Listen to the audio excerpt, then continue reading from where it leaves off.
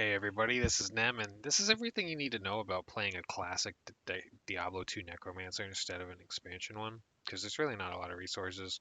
The first thing is that you can shop for wands in Act 1, 2, 3, or 4 Hell for the wand that you want, but I find it to be easiest doing Act 2, and we'll get into why that is. But first, I have an example of the wand you're looking for. So whenever you re-roll a shop, there's a lot of options you can get on what type of wand spawns, and we're looking at the prefix and the suffix of each wand to know what it does. So I don't go through the shop looking at each individual uh, ability that it grants. Instead, I just look at the name of the wand. So this is the Ruby Grim Wand. This is the Amber Grim Wand, right? This is the Amber. This is Grim Wand of Regeneration. What we're looking for is the Necromancer's wand. Could be bone wand, could be grim wand, I don't really care, but necromancer's wand of the magus. The necromancer's prefix means that it gets +2 to necromancer skills. If it says summoners instead, like this one, it means it's +1 to necromancer skills. So ideally, you do want a necromancer's grim wand, but if you don't have anything at all, a summoner's grim wand could be good too. But you want summoners or necromancers, preferably Grimwand of the Magus. Of the Magus means it's +20% fast cast rate, right? So what we're looking for, this is a Necromancer's Bone Wand of the Locust that has +2 Necromancer skills, +3 to Bone Spear, but it's missing that of the Magus that gives it 20% fast cast. And that's what you're looking for as a classic Diablo 2 Necromancer. You might be saying, okay, so +2 Necromancer, +3 Bone Spear. Why am I doing Bone Spear? What if I'm doing a different type of Necromancer? Well, we're not in the expansion, so really there's only one viable type of Necromancer that people play in Classic. There's some, like, you can try Summoner, but it just sucks. It's slow. It's hard to get your first kills. There are videos on YouTube of people beating Hella Summoner, but, like, it's not fast, it's not reliable, and if you're playing hardcore, it's prone to death. Sometimes you got to reset your game just based on like what mob spawn. You don't have to do that with this build, right? It's much more viable. So we do a necromancer build that we'll get into in a second. But first, when you're shopping for the wands themselves, you want to reset Act 2 until you get this gateway, and you can just leave and reset just like that to refresh your shop and look for that necromancer's bone wand of the magus. And looks like we didn't get it this time.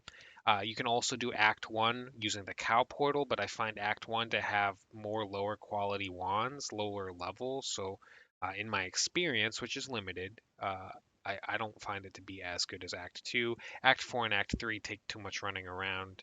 So I prefer Act 2 Drognin. You just run in, you run out. And now a lot of people are going to be looking at my fire golem here, be like, why does this guy have a fire golem? I'm sure you've been asking that, right, this whole time. Well, we'll get into why that is, and I'm going to tell you right now, you do not need a fire golem. I just have one.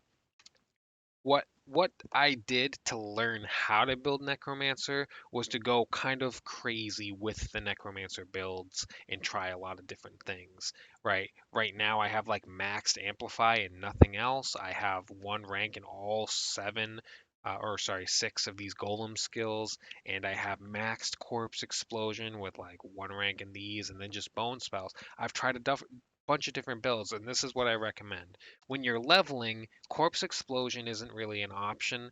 And in fact, corpse explosion really isn't an option for solo play, which you will find yourself in classic soloing a lot until you have enough points to kill stuff with bone spear. Okay. Now wands do not spawn in classic with bone spirit modifiers, right? Only bone spear is possible, so that's what we're going to build towards.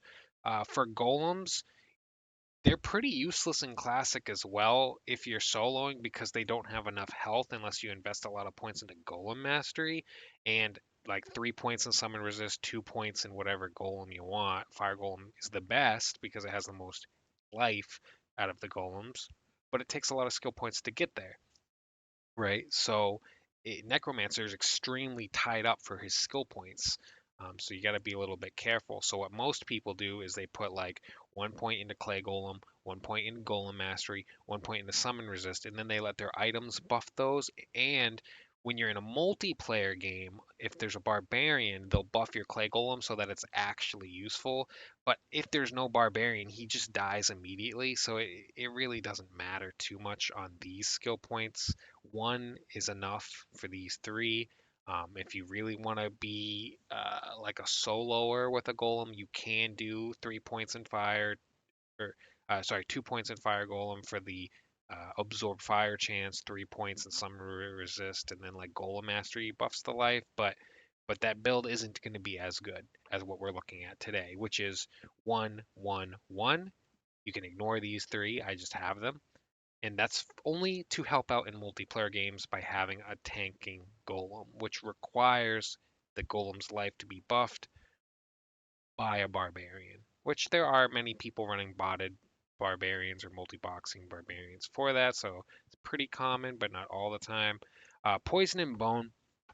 I maxed out corpse explosion and amplify damage just to test the waters, and I can tell you almost certainly maxing out corpse explosion does make a difference. A notable one, especially with plus skills. My corpse explosion hits people from like a mile away. It is fantastic. Amplify damage doesn't need to be this big. I recommend not making it fully ranked up. 20 points is too much. I like to keep the radius around the same. So just make your amplify damage around 10 yards or less and make corpse explosion, max it out. I think that's worth it. Some people will say it's a waste. Um, I honestly see a massive difference in classic and being able to clear the screen with a 10-yard corpse explosion. It is really nice. Um, but your skill points matter a little bit beyond that. So you can save some skill points on amp. You don't need anything else unless you're leveling up. If you're still leveling, you can respec later by investing in maybe a defensive skill. So Necromancer requires a defensive skill. It's either going to be Golem Mastery, so that your Golem tanks. It's either going to be Bone Armor, which you don't put points into. Instead, you do Bone Wall and Bone Prison. That's going to be your defensive skill, on top of Bone Prison just being super great for defensive Necromancer. Or it's going to be Decrepify. Those are going to be your defensive options. I don't think Decrepify on its own is good enough to save you, except for when you're like soloing Diablo in normal and nightmare.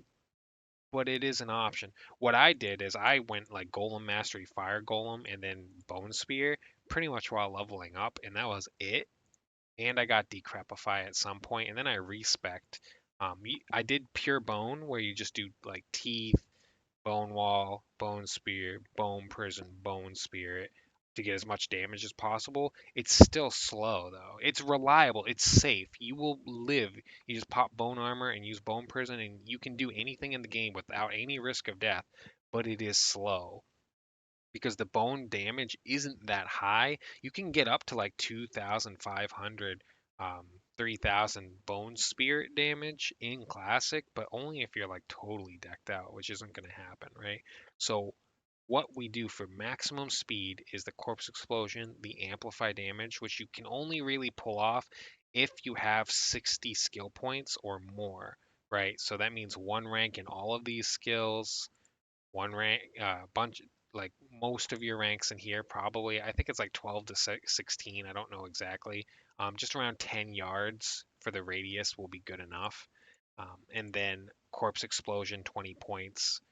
So that's you're looking at like what 38 points at that point. Um, Add in these for 41 points, and then dump 20 points into bone spear, so that's 19 more. So you're looking at like 60 skill points, right? That's what you want as a minimum so that you can kill something, and then your giant ass radius on amplified damage and corpse explosion will kill everything else. That's what you're looking for with the one ranks here, so that in a multiplayer game you can summon your golem and distract them. Ultimately, though, this is going to be weak at first until you get ranks in Bone Prison, because you need Bone Prison life to buff this. And Bone Prison life gets buffed through Bone Prison rank, so another 20 points on top of that, and then ranks in Bonewall after that. That's where you're going to see this really skyrocket into the build that you want it to be, because you can literally wall off anything to give yourself time to kill. Um, the Fire Golem I use just because he does distract stuff a little bit and he has a lot of life, but honestly, it's not worth it. More damage is important. Bone Spear damage is incredibly important because it takes a long time to kill stuff, and you can die while you're trying to get that first kill if you don't have enough bone spear damage. It's the same issue the summoner has, only you don't need to like roll the dice basically on it if you're gonna get a summon or not. So on this one, you're totally self-sufficient. Rank up bone spear, rank up bone prison, rank up bone wall, corpse explosion, and amplify. You'll clear screens, and then you just shop for that wand. We're just shopping for Necromancer's Bone Wand of the Magus, and that once you get that, you're gonna have a great Necromancer who's not ever gonna die. And honestly, I put 60 points in strength to wear some stuff. You probably don't even need that much, but that's what I do. And then I do have a lot of points in energy, which I probably don't need that many, but it's just back in classic, you are downing mana pots all of the time. So energy does have a lot of value. You probably only need 100 to 120 points in it. Um, but I blow through mana all the time. I usually keep like 3 rows of mana pots in my inventory at all times, just because otherwise you're constantly going back to town.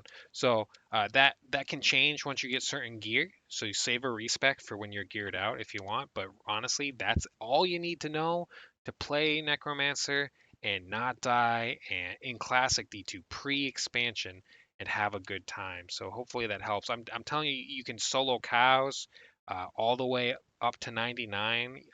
Once you hit like 94, you're gonna get 20,000 XP for a cows run, whereas you would get, I think it's like 30,000 for a chaos run, but you can do cows a lot faster as solo necro than you can do chaos sanctuary. So you could argue maybe that doing cows on necro is faster, but I haven't tested that at a high level yet, so that'll need some testing.